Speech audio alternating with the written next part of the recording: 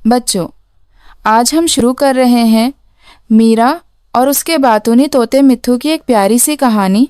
कुछ चमचमाता और लुभाने वाला उनकी नज़रों में आ गया है, लेकिन वे क्या करेंगे? चलो पता लगाते हैं। एक सुनहरी और खुशियों भरी दोपहर थी। मीरा अपने बगीचे में खेल रही थी, हौंसते हुए अपने दोस्त मिट्ठू के साथ इधर उधर दौड़ रही थी। गर्म धूप ने सब कुछ सुनहरी रोशनी से नहला दिया था और एक नरम हवा पेड़ों को हल्के से हिला रही थी। बगीचे में ताज़े फूलों की खुशबू फैली थी और तितलियां रंग बिरंगे परियों की तरह उड़ रही थीं। मिट्ठू, जिसकी हरी पंख और जिज्ञासु आंखें चमक रही थीं, अचानक जोश में आकर अपने पंख फड़फड़ाने लगा। मीरा, वहां देखो, वह चहकते हुए बोला, अपनी छोटी सी चोंच से बाड़ के उस पार एक ऊंचे पेड़ की ओर इशारा करते हुए। मीरा ने उसकी निगाह का पीछा किया और हैरानी से मुंह खुला रह गया। पड़ोसी के आम के पेड़ से एक बहुत बड़ा, रस भरा आम लटक रहा था। वह किसी सोने के गहने की तरह चमक रहा था और हवा में हल्के से झूल रहा था। डाली इतनी झुकी हुई थी कि आम तो जैसे उनके बगीचे में गिरने ही वाला था। चलो इसे तोड़ लेते हैं। मीरा, कितना स्वादिष्ट लग रहा है, मिट्ठू ने उत्साह से कहा। मिट्ठू की आंखें खुशी से चमक उठीं। चलो इसे तोड़ लें, मीरा, यह कितना स्वादिष्ट लग रहा है, उसने सुझाव दिया, मीरा के कंधे पर कूदते हुए। एक पल के लिए मीरा भी लालच में आ गई।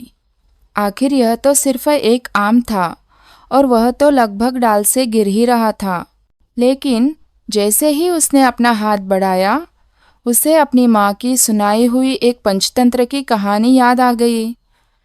चाहे चोरी कितनी भी छोटी हो, वह हमेशा मुसीबत लाती है, लेकिन ईमानदारी सुख और सम्मान लाती है। मीरा ने तुरंत अपना हाथ पीछे खींच लिया और सिर हिलाया। नहीं मिट्ठू, यह आम हमारा नहीं है। अगर हम बिना पूछे इसे ले लेंगे तो यह चोरी होगी, उसने दृढ़ता से कहा। मिट्ठू ने सिर झुकाया। लेकिन यह तो सिर्फ एक आम है और किसी को पता भी नहीं चलेगा, उसने तर्क दिया। मीरा ने मुस्कुराकर कहा, हम ऐसा सोचते हैं मिट्ठू, लेकिन जो चीज़ हमारी नहीं है उसे लेना कभी सही नहीं होता। आओ, मैं तुम्हें पंचतंत्र की एक कहानी सुनाती हूँ। गाँव वाला और बकरी। एक समय की बात है।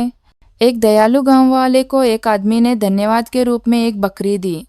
गाँव वाले ने बकरी को प्यार से अपने कंधों पर रखा और जंगल के रास्ते घर जाने लगा। पेड़ों के पीछे छिपे 3 चालाक ठगों ने गाँव वाले को देखा और सोचा, चलो इसे धोखा देकर बकरी चुरा लेते हैं।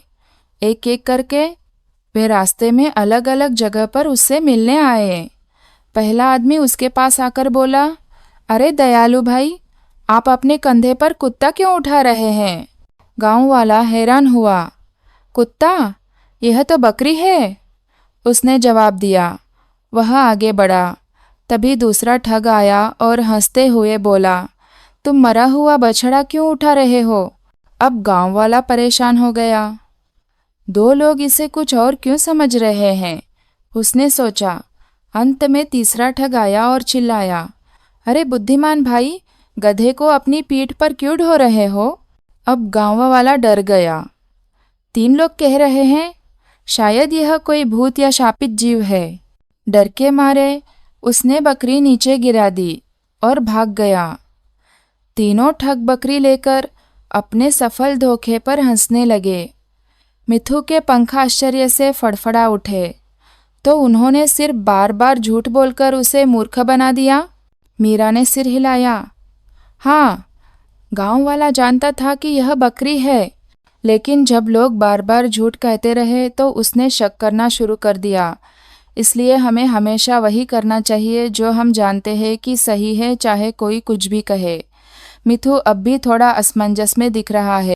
मिट्ठू ने अपना सिर तिरछा किया। लेकिन इसका यहाँ आम से क्या लेना देना है? मीरा मुस्कुराई।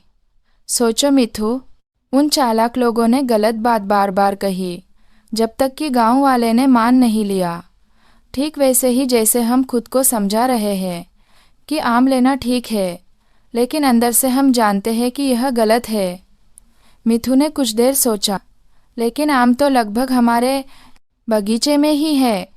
क्या इसका मतलब यह हमारा है? मीरा हंसी। सिर्फ इसलिए कि कोई चीज़ हमारे पास है, इसका मतलब यह नहीं कि वह हमारी है। अगर कोई पतंग हमारे बगीचे में आ गिरे तो क्या वह हमारी हो जाएगी या हमें उसे लौटाना चाहिए? मिथु ने धीरे धीरे सिर हिलाया। हमें उसे लौटाना चाहिए। ओह, अब मैं समझ गया। भले ही आम हमारे पास है, लेकिन वह अभी भी पड़ोसी का है। मीरा मुस्कुराई। बिल्कुल, चलो जाकर पूछते हैं। मीरा और मिथु खुशी खुशी अपने पड़ोसी के घर गए और दरवाजे पर दस्तक दी। दयालु बूढ़े अंकल ने मुस्कुराते हुए दरवाज़ा खोला। मीरा ने आम की ओर इशारा करते हुए विनम्रता से कहा, अंकल, आपके आम के पेड़ पर एक बड़ा पका हुआ आम है। यह बहुत स्वादिष्ट लग रहा है। क्या हम इसे ले सकते हैं? पड़ोसी हंस पड़े। अरे, तो तुम्हें मेरे आम पसंद है? वह उनकी ईमानदारी से बहुत खुश हुए। मुझे बहुत अच्छा लगा कि तुमने बिना पूछे लेने की बजाय अनुमति मांगी। बिल्कुल, तुम इसे ले सकते हो बेटा। दरअसल वह पेड़ की ओर गए और उसकी शाखाएं धीरे धीरे हिलाईं। प्लॉप प्लॉप प्लॉप, और भी आम मुलायम घास पर गिर पड़े। मीरा और मिथु की आंखें खुशी से फैल गईं।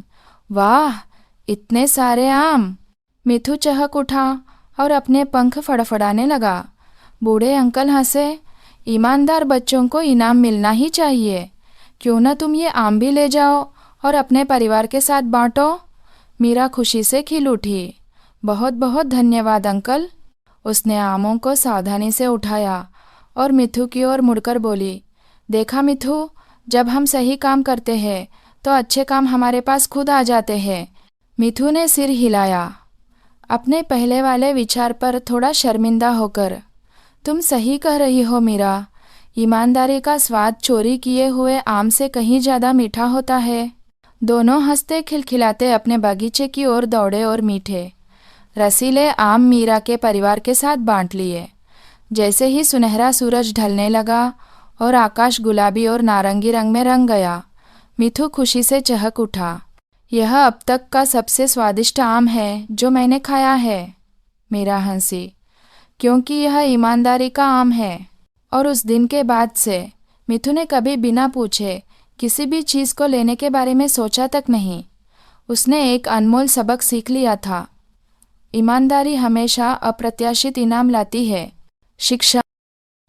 ईमानदारी खुशी और अप्रत्याशित इनाम लाती है।